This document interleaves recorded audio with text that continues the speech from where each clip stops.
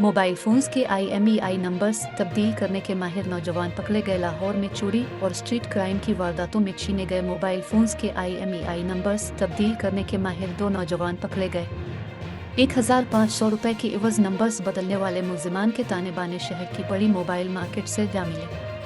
शहर की मरूफ mobile markets और कारोबारी मराकज से जुड़े नौजवान सॉफ्टवेयर्स और जदीद डिवाइसेस की मदद से मोबाइल फोन्स के EMI नंबर बदलने लगे।